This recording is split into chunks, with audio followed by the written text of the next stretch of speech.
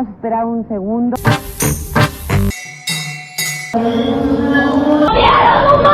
My divine self.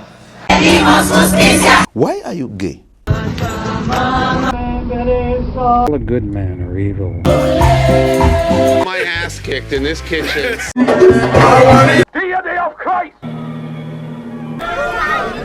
Soy enemigo de la civilización. Tu espíritu. Viva Kennedy roars. Mr. Rothschild, how you doing? Sinned against you, my Lord. Yo veo México con hambre. Leave room for the Holy Ghost. That looks pretty good to me.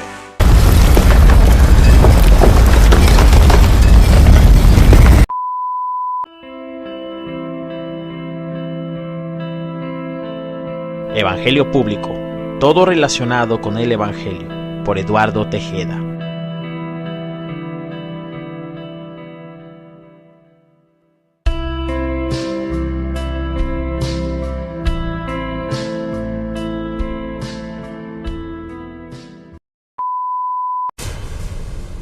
Es el relato más conocido de la historia, la vida de Jesús.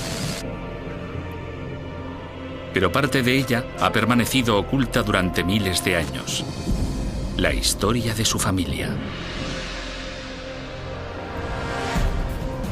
El genealogista Tony Burrows intenta descubrir quiénes fueron los familiares de Jesús. Se ha reencontrado con pistas enterradas en el pasado y ha tratado con expertos que revelan que Jesús tuvo una gran familia.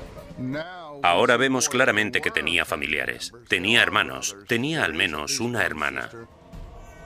Y como en cualquier familia, la convivencia no era sencilla. Tenía hermanastros, había rivalidades, había peleas, gente que no se llevaba bien.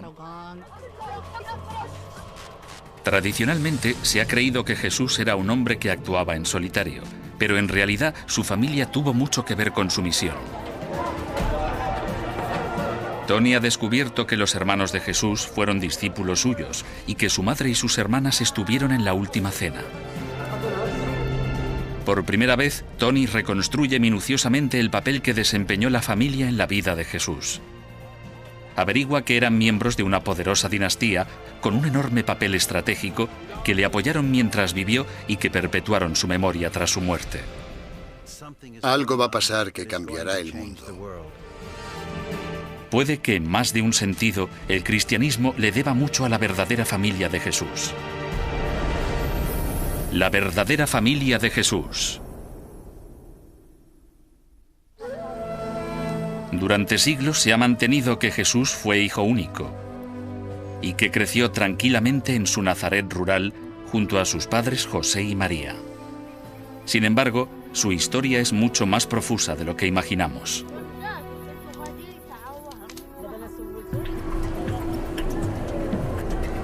El detective y genealogista Tony Burrows investiga con el fin de encontrar a la verdadera familia de Jesús. Ha viajado por 3 continentes buscando con dedicación pistas que le permitan localizar el árbol genealógico de Jesús.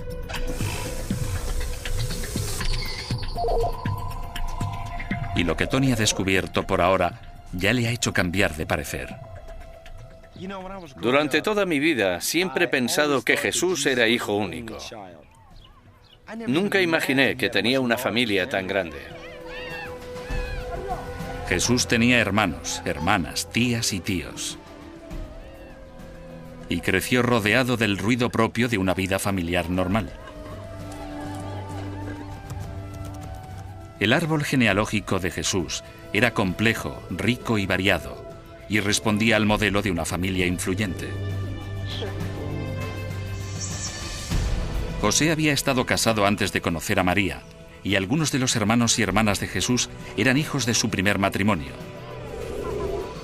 Salomé, Miriam, Santiago y José eran los hermanastros mayores de Jesús. Pero también se ha descubierto que Jesús tenía 2 hermanos de sangre, Simón y Judas, y que tenía un primo, Juan, que se convertiría en una de las personas más importantes de su vida.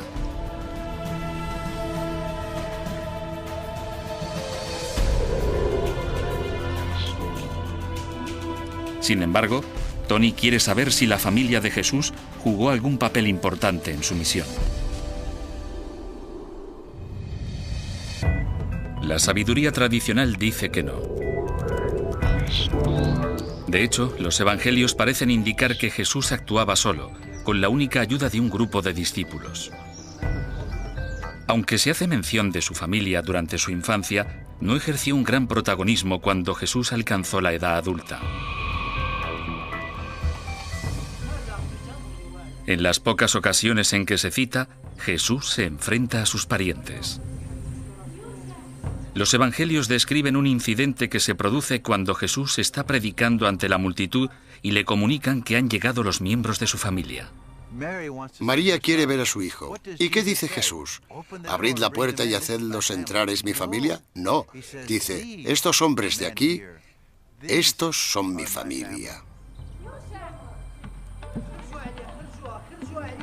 Parece ser que la gente que había crecido con él y que mejor le conocía, le rechazaba públicamente. Pero Tony no cree que esta sea toda la historia. Mientras escudriña bajo la superficie del retrato del Evangelio, descubre pistas que indican que, lejos de estar dividida, la familia de Jesús desempeñó un papel decisivo en su misión. Creo que hubiese sido difícil que Jesús hiciera las cosas que hizo sin el apoyo de su familia.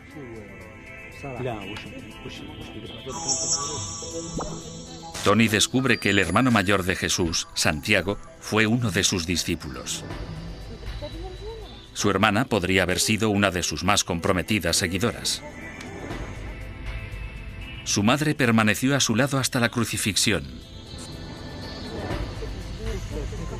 Y algunos de sus familiares fueron testigos clave de la resurrección.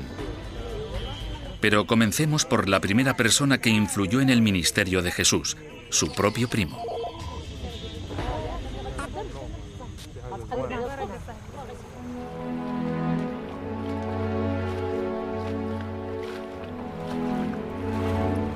Los evangelios describen un acontecimiento trascendental cuando Jesús tenía 30 años, su bautismo. El hombre que lo bautizó fue uno de los personajes más célebres de la Biblia. Su primo, Juan Bautista. Fue una experiencia que marcó el comienzo de la misión de Jesús.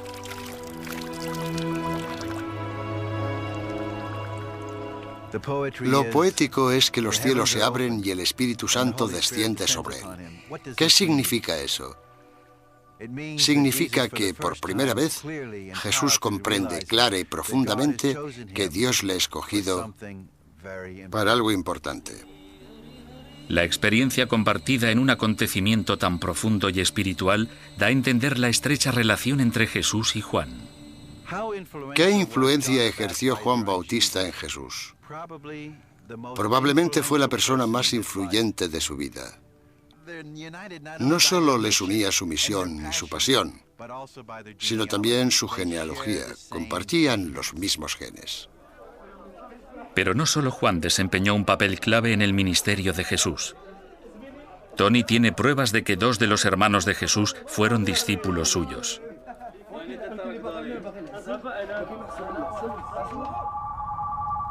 Las cartas de San Pablo a los Corintios son una de las primeras fuentes de información más fidedignas sobre los discípulos. Su primera carta a los Corintios demuestra que Santiago, el hermano de Jesús, fue en realidad un discípulo. Pablo se refiere a él como apóstol, una palabra que en los evangelios siempre hace referencia a los 12 discípulos. Para el historiador bíblico Robert Eisenman, esto prueba que Santiago fue uno de los más fieles seguidores de Jesús. Esta es una excelente prueba de que Santiago no solo fue uno de los apóstoles clave, sino uno de los primeros apóstoles, uno de los que Pablo llama los pilares. Pero puede que no hubiese sido el único hermano que siguiera a Jesús. Hay indicios de que Judas, también hermano de Jesús, estuvo involucrado en la misión.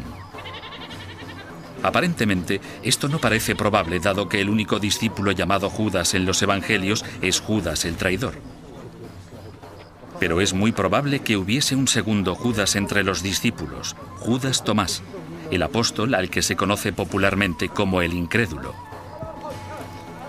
¿Podría ser este su hermano?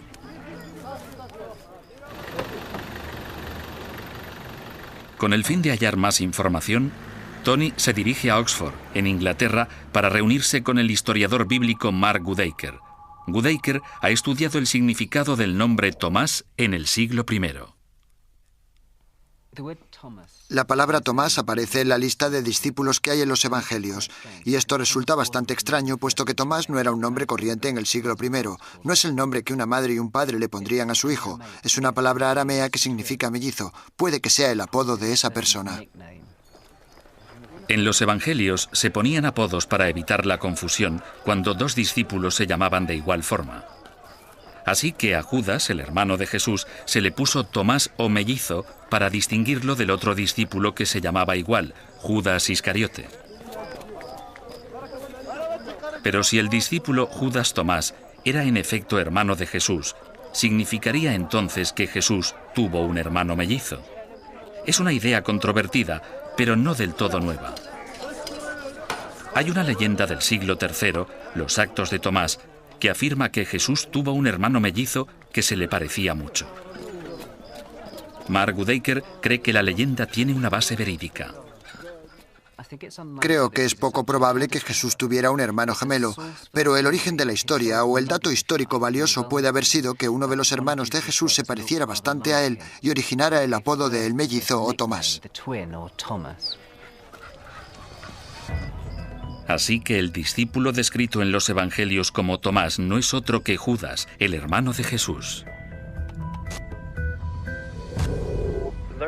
Para mí tiene sentido que los hermanos de Jesús pudieran haber sido algunos de sus discípulos, porque la familia es tu mayor aliado y la lealtad en esa familia puede que fuera muy fuerte.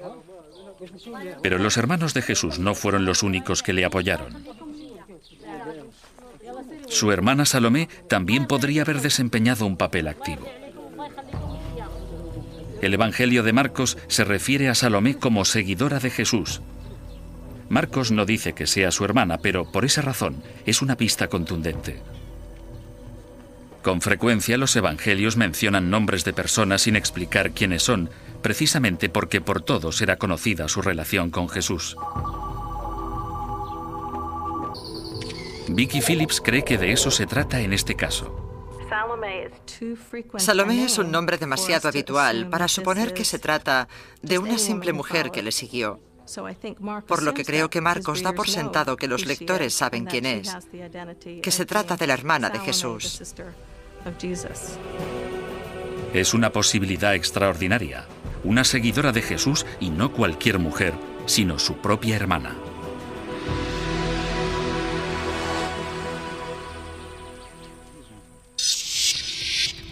Pero todas estas revelaciones solo sirven para aumentar el misterio. ¿Por qué la familia de Jesús habría de ayudarle?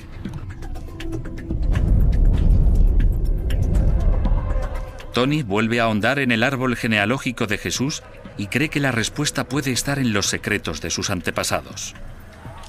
La familia de Jesús pudo formar parte de una dinastía en el seno de la cual se esperaba que un día nacería un Mesías real.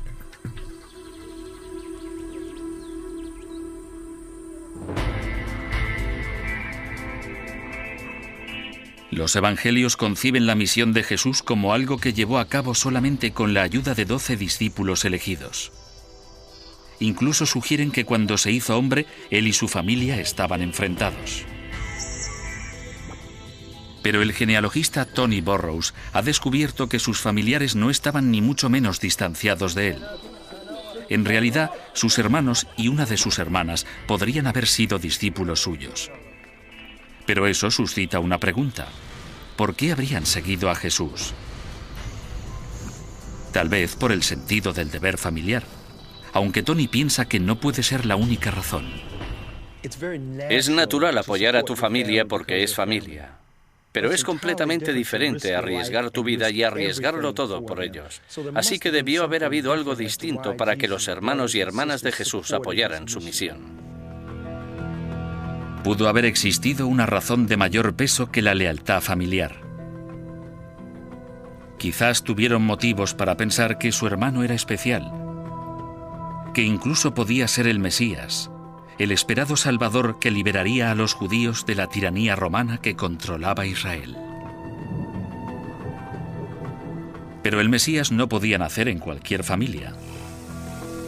Las antiguas profecías judías predicen que el Mesías descenderá de la dinastía real más poderosa de la historia de Israel, la casa del rey David, el hombre que dio muerte al gigante Goliat. En principio parece poco probable que Jesús pudiera estar relacionado con un personaje tan legendario. Pero cuando Tony analiza los evangelios, encuentra pruebas de que no es tan descabellado. Las primeras páginas de Mateo y Lucas están repletas de genealogías detalladas que localizan a los antepasados de Jesús a través de las generaciones. Cuando leí por primera vez los evangelios me quedé asombrado de que contuvieran genealogías, y en realidad no las estaba buscando. Pero aún más sorprendente era que estas genealogías remontaran el árbol genealógico de Jesús hasta los tiempos del mismísimo rey David.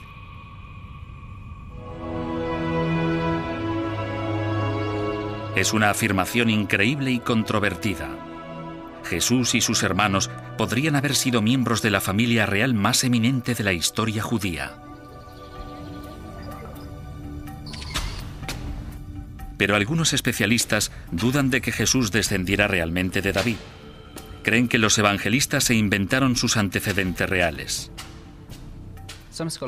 Algunos especialistas piensan que las genealogías de los evangelios no son exactas y que son demasiado buenas para ser verdad, tratando de unir a Jesús con David para hacer de Jesús el Mesías, el hijo de David. Tony necesita una fuente independiente que pruebe las afirmaciones de los evangelios. El doctor Neil Rosenstein cuenta con pruebas decisivas que confirman que Jesús y sus hermanos eran realmente descendientes del rey David. Rosenstein ha vuelto a traducir un documento del siglo II en el que no se ven motivos para inventar la genealogía de Jesús, un texto judío que relaciona a Jesús con la línea de David.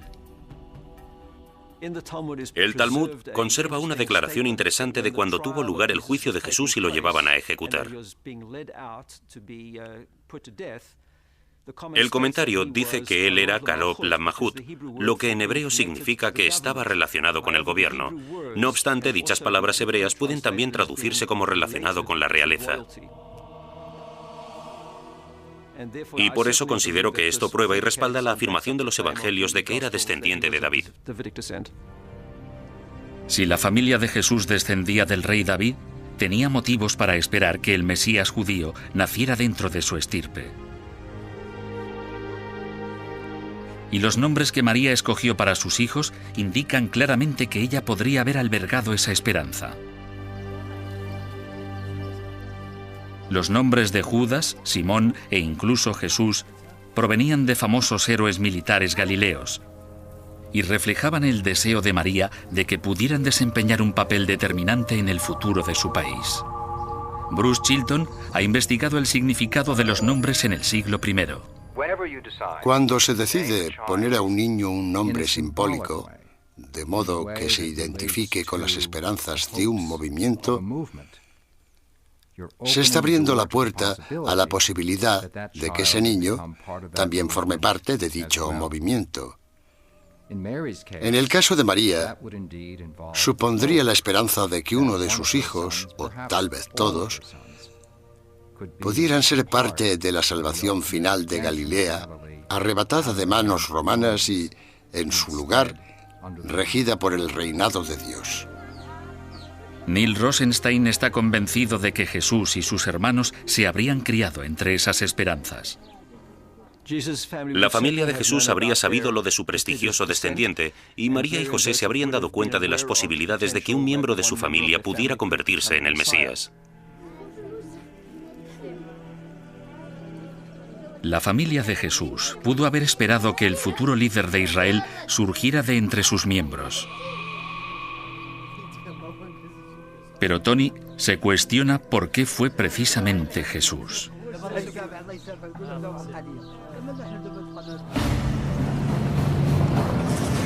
Tony Burrows nos desvela cómo Jesús destacó sobre sus hermanos y por qué su familia vio en él al Salvador de Israel.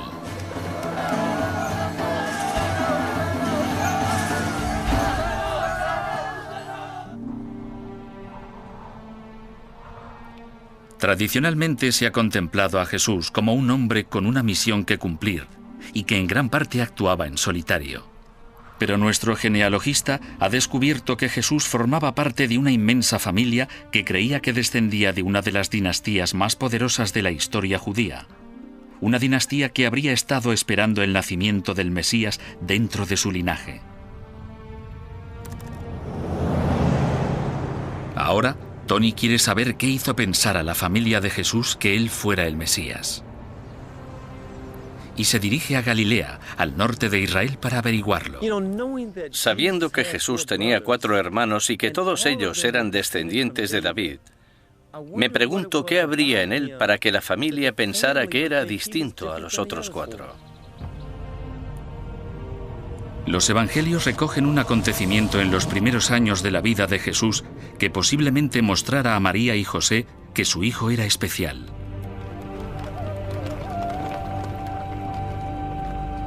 El Evangelio de Lucas dice que cuando Jesús tenía 12 años, emprendió un viaje que cambió su vida. Una peregrinación familiar a Jerusalén, el centro del mundo judío. Las familias viajaron unidas en grandes grupos y a pie. El viaje duró unos 5 días. Con este jeep solo tardaré un par de horas. Pero para Jesús y su familia, probablemente fue un viaje agotador. Después de una caminata tan larga, debió de ser un alivio llegar por fin a su destino. Jim, cuando Jesús y su familia llegaron por primera vez a Jerusalén, ¿en qué dirección habrían venido y qué camino habrían tomado? Habrían llegado desde el norte donde está Galilea y probablemente habrían bajado por el Valle del Jordán, subido al Monte de los Olivos y después entrado en la ciudad. Todos estos edificios no estarían aquí. ¿Qué aspecto habría tenido Jerusalén cuando ellos vinieron? Lo que ahora estás mirando es una mezquita y en la antigüedad era ahí donde se encontraba el gran templo.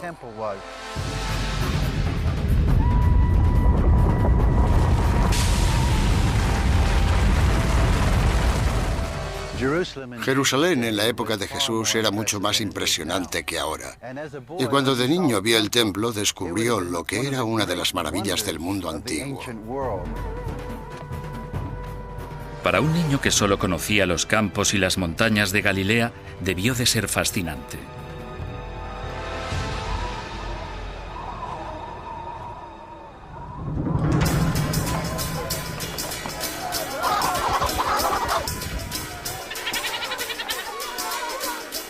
Pero para la familia de Jesús el viaje fue memorable por un motivo muy diferente. El Evangelio narra que al final de la visita, cuando María y José emprendieron el regreso a Nazaret, se dieron cuenta de que Jesús había desaparecido.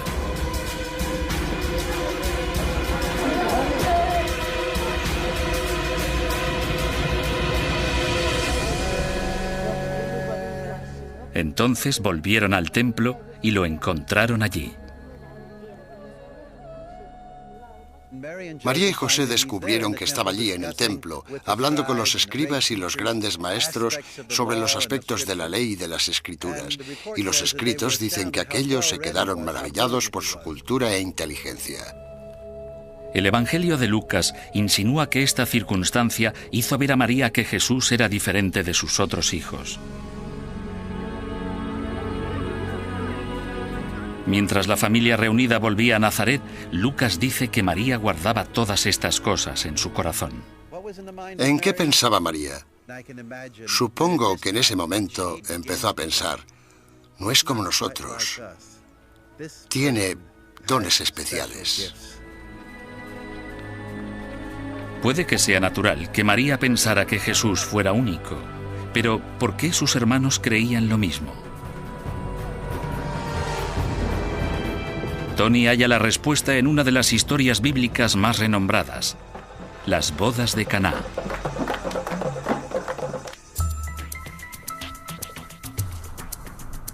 El detective y genealogista Tony Burrows ha averiguado que algunos de los hermanos de Jesús y posiblemente una de sus hermanas fueran también sus discípulos. Pero Tony también quiere saber por qué eligieron seguirle y encuentra una pista reveladora en el Evangelio de Juan.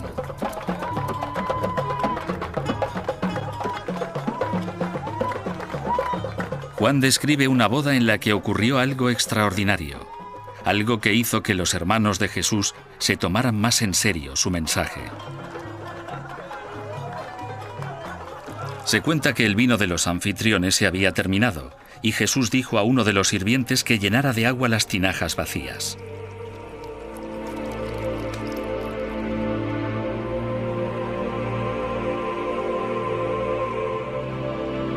Cuando se sirvió su contenido, el agua se había convertido en vino. Debió de ser un momento increíble. El Evangelio de Juan relata que a consecuencia de ello los discípulos creyeron en él. Si alguno de los hermanos hubiera sido discípulo suyo, las bodas de Caná habrían sido una revelación, ya que el relato dice que fue cuando los discípulos creyeron en él. Vendría a decir que ahora sus hermanos lo veían con otros ojos. Este hombre era capaz de realizar un asombroso milagro.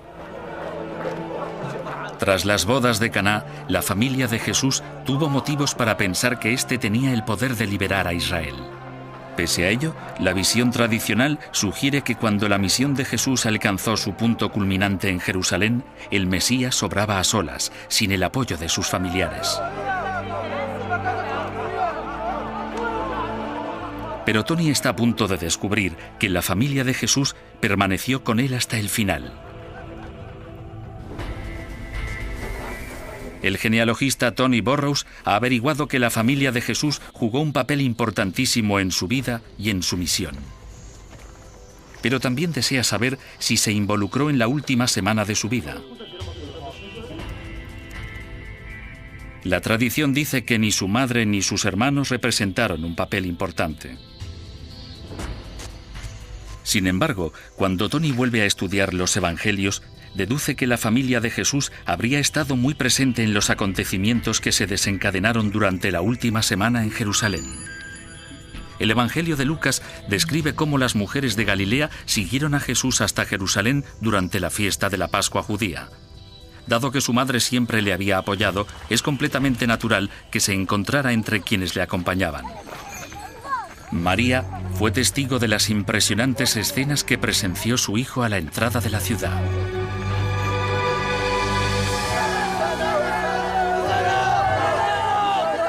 Las multitudes recibieron a Jesús con aclamaciones y le acogieron como el Hijo de David, el Mesías. Una bienvenida como esta hizo pensar a su familia que se acercaba el momento de la acción. Para María fue un momento de emociones encontradas. Por primera vez se había dado cuenta de que su hijo podía correr peligro. Se da cuenta de que cuando uno congrega multitudes se convierte en un hombre fichado. Toma un rumbo peligroso, pero nadie se imaginaba la muerte tan espantosa y humillante que finalmente tendría.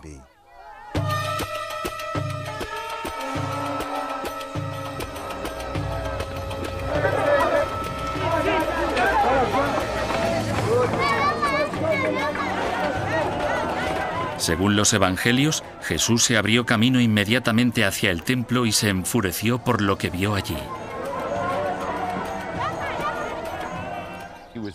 Jesús se disgustó muchísimo al ver que en un lugar sagrado se estaban llevando a cabo actividades profanas y seglares como el cambio de dinero.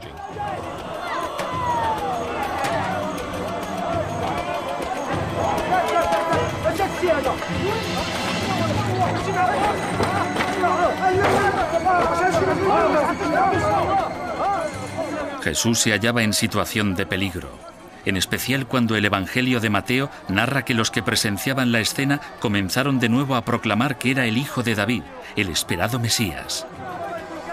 Las versiones de los Evangelios dan la impresión de que la familia de Jesús no participó en el enfrentamiento. Pero según algunos expertos, Jesús no actuaba solo. Le acompañaba alguien muy cercano. Fue un acto muy coordinado y en el que participaron muchísimos seguidores para que Jesús pudiera lograr lo que se describe en los Evangelios. De entre todos aquellos seguidores, no hay duda de que el que habría sido más importante para Jesús fue Santiago, su hermano. Y si algunos de los otros hermanos de Jesús fueron también sus discípulos, no es ilógico creer que también se encontraran allí. Habría estado bien que sus hermanos estuvieran con él entre ese grupo que le acompañaba en el templo y que seguramente decía: tienes razón, hermano, eso está mal. Es probable que no solo los hermanos de Jesús le acompañaran en su última semana.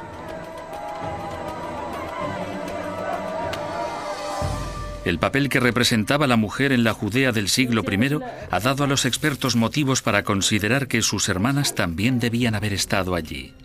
Junto a María, Salomé y Miriam, podrían haber estado apoyando a Jesús de una forma más doméstica. María y las hermanas de Jesús se habrían hecho cargo de toda una variedad de actividades domésticas, desde sacar el agua del pozo hasta hacer el pan, lo que era un gran cometido. Eso significa que pudieron haber participado en uno de los hechos más conocidos de los Evangelios: la última cena. Aunque en algunos de los Evangelios se da a entender que fueron los discípulos quienes prepararon la última cena, esta nueva revelación señala que la madre y hermanas de Jesús también estuvieron allí. La gente suele pensar que en la última cena solo había hombres, y así se representa en la civilización occidental. Pero a quienes tenemos que agregar son a las mujeres que se encontraban allí haciendo la comida, lavando los platos y poniendo la mesa. Así que todas esas mujeres de su familia estaban en la última cena, pero no aparecen en las representaciones que tenemos de cómo fue.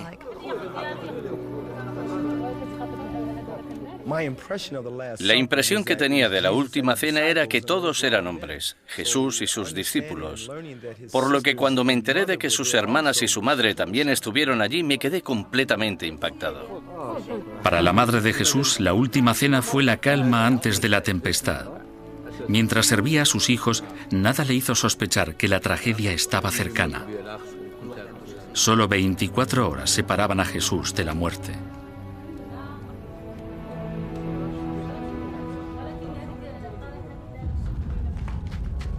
Las autoridades acorralaron a Jesús. Pero en lugar de retirarse a un segundo plano, la familia estaba dispuesta a ser más importante que nunca. Las acciones de Jesús habían provocado la ira de la clase dirigente. Le arrestaron e inmediatamente le condenaron a morir crucificado. Ninguna madre habría querido escuchar aquella noticia.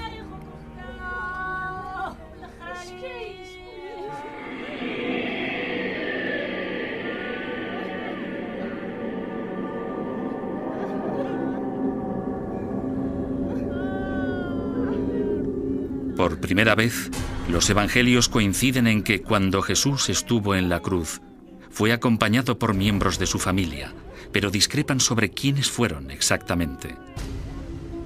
El Evangelio de Juan relata que María fue testigo de la muerte de su hijo.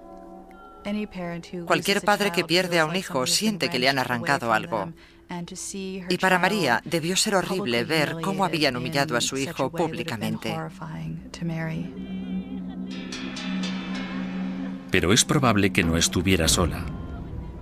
Lucas menciona que las mujeres que le siguieron desde Galilea también presenciaron la crucifixión, por lo que hay motivos para suponer que las hermanas de Jesús, Miriam y Salomé, también se encontraran allí.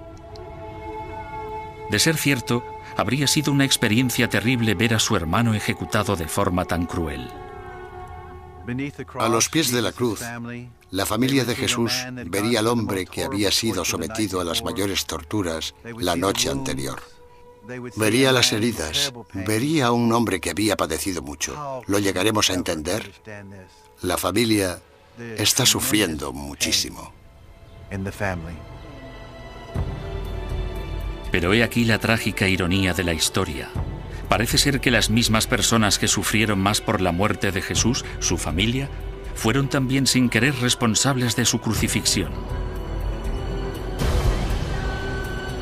Todos los evangelios coinciden en que en la cruz había una inscripción con las palabras «Rey de los judíos», que confirmaban que su descendencia provenía de la línea real de David, lo que constituía una amenaza para las autoridades.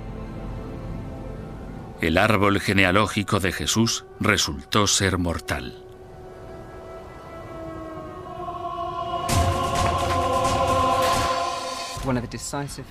Uno de los factores decisivos en la muerte de Jesús en la cruz son los antecedentes familiares, su estirpe de David, su identificación como rey, como Mesías.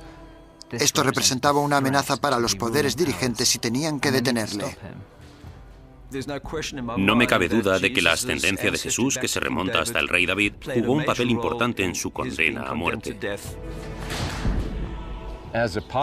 Como predicador y maestro del pueblo, amenazaba a la clase dirigente.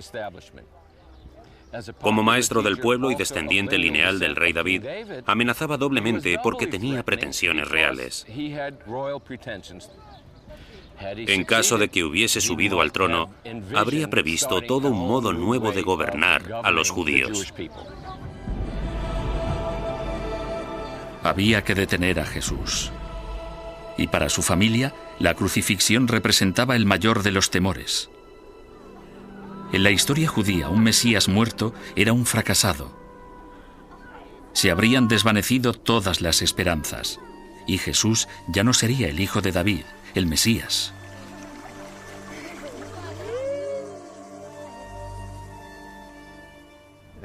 Cuando la familia levanta la vista, recuerda al hombre tan magnífico que había sido. Todo ha llegado a su fin. ¿Cómo va a haber una esperanza? Se ha terminado.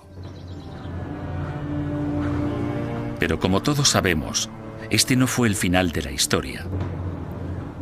Tras su muerte, la gente empezó a asegurar que Jesús había resucitado de entre los muertos. Sin embargo, tal y como descubre Tony, no fue cualquier persona la que presenció la resurrección, fue su familia. La influencia de esta dinastía galilea estaba a punto de cobrar mayor importancia. Tras la crucifixión, sus parientes, desconcertados y desmoralizados, debieron de perder la esperanza de que Jesús fuera realmente el Mesías. Pero los evangelios dicen claramente que la historia no terminó allí. Afirman que lo que sucedió después no cambiaría solo la vida de Jesús, sino todo el curso de la historia.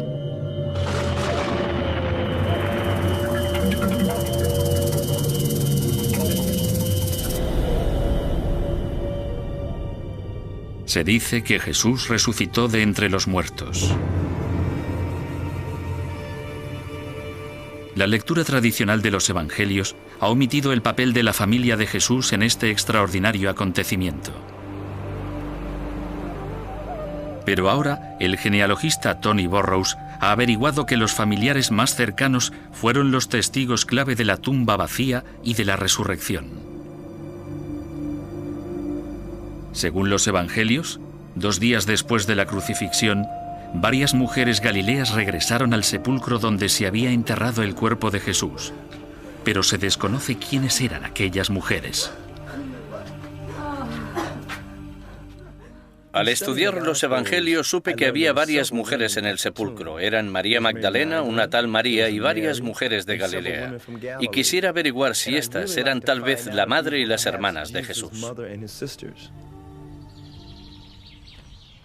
Con el fin de averiguar más detalles sobre las mujeres que se describen en los evangelios, Tony fue a visitar una tumba antigua en Jerusalén que data del siglo I. El arquitecto James Charlesworth es experto en enterramientos en la época de Jesús. ¿Es el mismo tipo de tumba o se parece a la que habrían visitado las mujeres? Es prácticamente idéntica. Es lo más parecido que tenemos en Jerusalén. Se ve la piedra movediza, los escalones que conducen al interior. Esta piedra es enorme. Así que se puede comprender que las mujeres dijeran: ¿quién nos rodará la piedra? ¿Por qué las mujeres venían a visitar el sepulcro? Los evangelios afirman que vinieron al tercer día, un domingo al rayar el alba, para poner perfumes sobre su cuerpo. Y existen pruebas de que las mujeres que se citan en los evangelios eran la madre y las hermanas de Jesús. Hay referencias sobre una mujer llamada María, y muchos especialistas coinciden en que se trata de la madre de Jesús. Pero, ¿qué se sabe de sus hermanas Miriam y Salomé? Parece que no hay duda alguna de que María no va sola. Los evangelistas dicen que había mujeres. Bien, ¿y quiénes eran? Lógicamente las hermanas, sus hijas. Ella necesita a sus hijas. Acaba de perder a su hijo.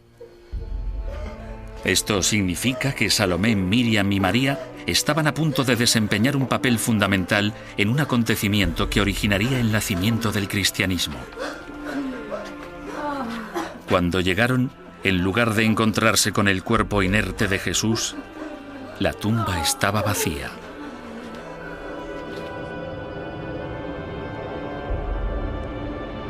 Allí les esperaba un ángel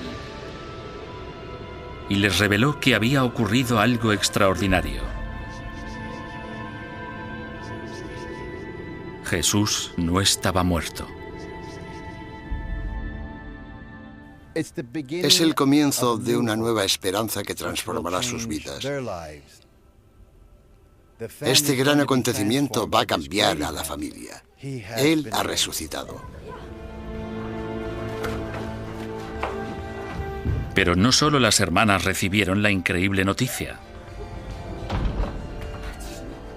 Se ha comprobado que sus hermanos también experimentaron algo sorprendente y empezaron a creer que Jesús había vuelto a la vida. El Evangelio de Juan afirma que mientras la mayoría de los discípulos estaban seguros de que Jesús había resucitado de entre los muertos, uno tenía sus reservas. El discípulo conocido como Tomás el Incrédulo, Judas, el hermano de Jesús. Si en realidad Tomás es hermano de Jesús, entonces es natural que sea un poco escéptico respecto a lo que cuentan. Es lo que desea toda persona de luto, que su familia regrese. Por eso Tomás dice: no me lo creeré hasta que no lo vea.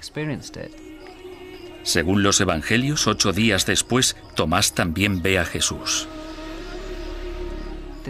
Es en este momento cuando cree que Jesús, su hermano, ha resucitado de entre los muertos.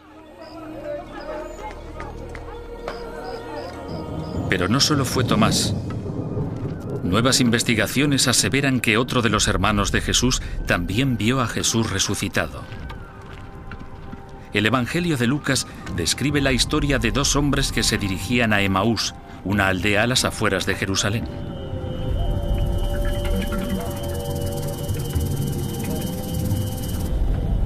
Se encontraron por el camino con un extraño al que no reconocieron. Sin embargo, cuando se sentaron a comer juntos, se dieron cuenta de que ese hombre no era otro que Jesús. Son otros 2 testigos clave de la resurrección. Pero, ¿quiénes eran? En el relato de Lucas, a uno de ellos se le llama Cleofás, el tío de Jesús. Lucas no identifica al compañero de Cleofás, pero una segunda fuente del siglo II, el Evangelio de los Hebreos, deja entrever claramente quién era. Santiago, el hermano mayor de Jesús. Sabemos de otras fuentes en las que el tema principal era la aparición a Santiago mientras estaba sentado comiendo y partiendo el pan, por lo que creo que podemos decir que la persona que no se menciona en el Evangelio de Lucas es Santiago. Nunca sabremos exactamente qué ocurrió tras la muerte de Jesús, pero Tony advierte que muchos de los parientes más cercanos de Jesús vivieron una experiencia que les cambió la vida y que dio origen a una nueva fe. Como genealogista que soy, no puedo entender que hubiese una resurrección, pero sé que sucedió algo que afectó profundamente a la familia de Jesús. Su familia no fue solamente testigo de la resurrección. Durante los siguientes 50 años fue también el alma mater de la difusión del cristianismo. Tras la resurrección, la dinastía de Jesús asumió el poder de la Iglesia de los primeros cristianos. Santiago, el hermano de Jesús, se convirtió en el jefe de la Iglesia en Jerusalén y en el hombre más poderoso en los inicios del cristianismo. Los otros hermanos de Jesús también asumieron importantes cargos de liderazgo.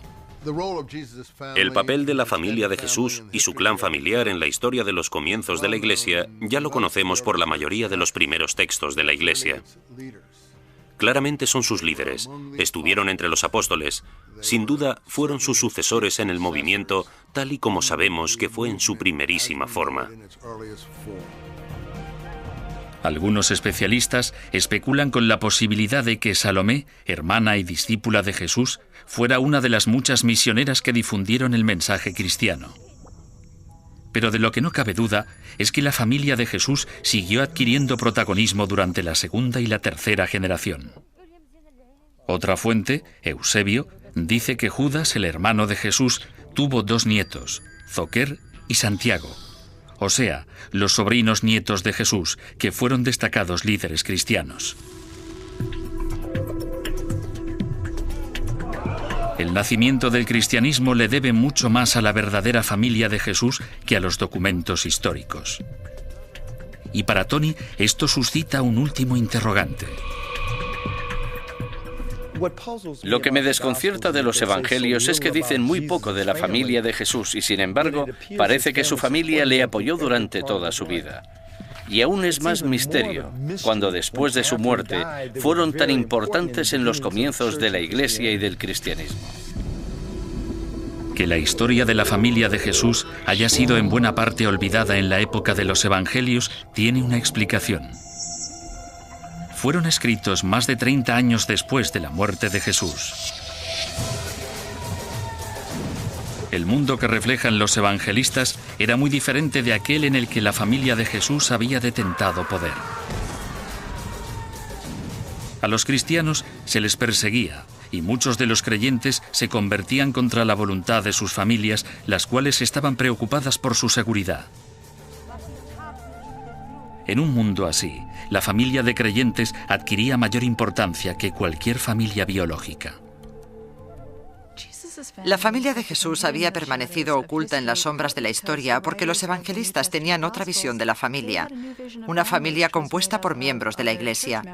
Así que los evangelistas no se preocuparon especialmente por la madre, el padre o los hermanos de Jesús. En este nuevo mundo, los ideales a los que se había referido Santiago, el hermano de Jesús, también se estaban perdiendo. Este había enfatizado el componente judío del cristianismo y era partidario de que los cristianos debían circuncidarse y observar las leyes alimentarias judías. Pero a medida que el cristianismo se extendió hacia el mundo no judío, esas leyes fueron consideradas innecesarias y Santiago desapareció de la memoria. Se ha eliminado a Santiago de la historia. Su importancia ha sido relegada. Toda la información sobre él se ha enterrado porque la postura que representaba resultó estar en el lado perdedor de la historia. Pero un motivo aún más importante llevó a la familia de Jesús a desaparecer de la historia. Un motivo que tuvo mucho que ver con la imagen que la Iglesia tenía de Jesús. Cuando los primeros cristianos empezaron a enfatizar su divinidad, se hizo en detrimento de su humanidad.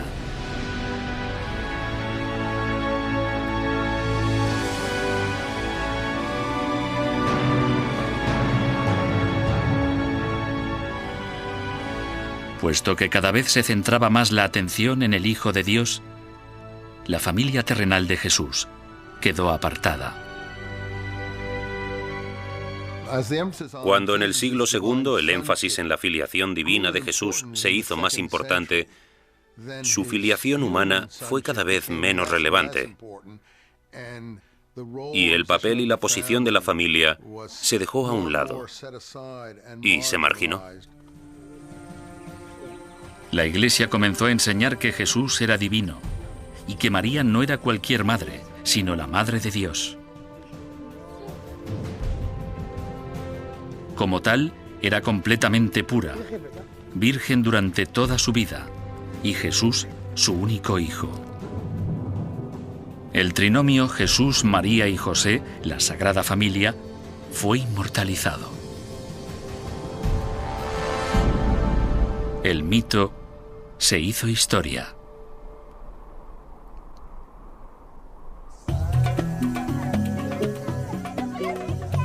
La búsqueda de Tony está casi terminada. Gracias a su técnica genealógica, ha resituado a Jesús en el clan familiar que la historia había olvidado. La genealogía nos permite descubrir a personas de las que nunca habíamos oído hablar y les damos vida. Gracias a esta investigación se ha podido desvelar cuál era la familia de Jesús y reparar en las vidas de sus allegados después de 2000 años.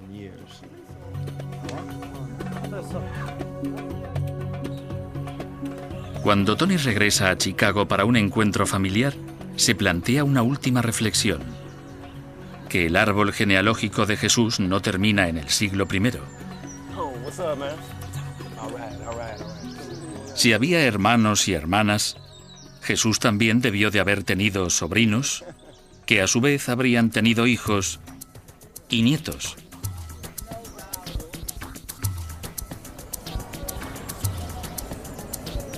Y eso nos conduce a una asombrosa posibilidad. Puede que los familiares de Jesús sigan subsistiendo entre nosotros. Sabiendo que Jesús tuvo una gran familia, hermanos, hermanas y muchos primos, debemos considerar la posibilidad de que los descendientes de la familia de Jesús estén hoy en día vivos entre nosotros.